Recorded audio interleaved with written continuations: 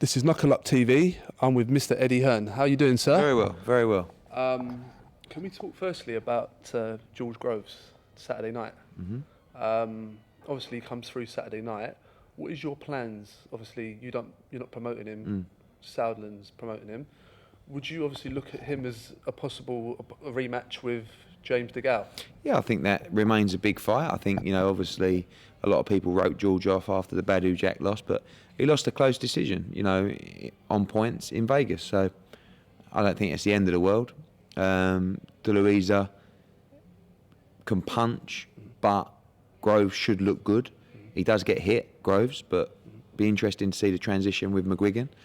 But he remains a big name in British boxing, and I think I think big fights out there for him. Whether it's Martin Murray, which I like, DeGale is still a big fight.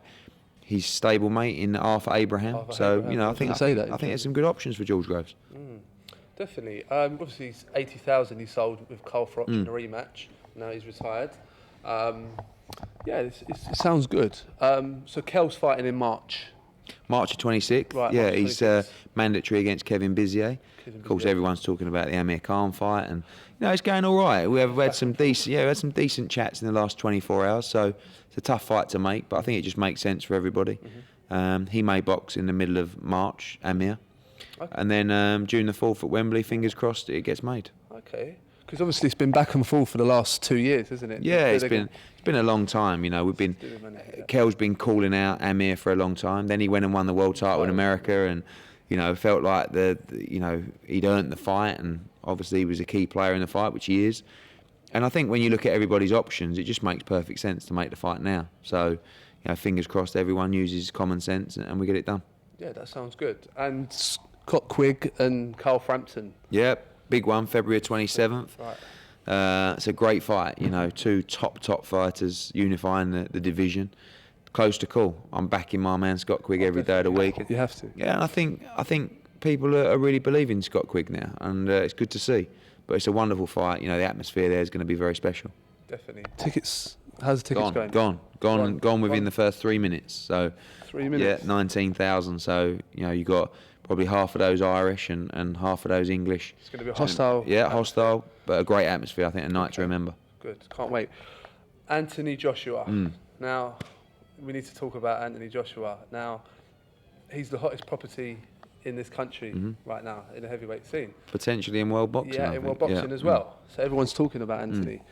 Who's he going to fight next? April. Yeah, of course. Everybody's looking, and April the 9th is the next fight at the O2. Right, okay. Probably about half a dozen guys in the mix, and it's about finding a good step up. Okay. Someone that will progress Anthony, someone that the fans will accept and get behind and buy into.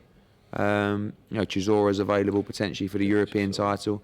Takam could be a final eliminator. Bryant Jennings, Stavern, these guys are good fights, Would you look at Tony Thompson as an opponent? Yeah, I just feel like he's 45 years old. He's coming off a loss to Malik Scott, and I don't know. I think maybe a year ago he was the right name, but I'm not sure. Other guys like Tarver and Cunningham and Malik Scott don't quite do it for me. But good fighters, but.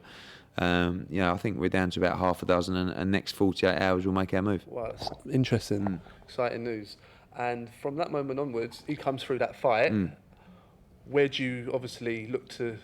I think the people in the mix now are the people that are going to be in the mix for the next 6 months. So, whether it's Chisora in April and Jennings or Stavern in the summer, and vice versa. Jennings now, Chisora, I don't know. But I think he's going to be at that level for the next 2 or 3 fights, and then.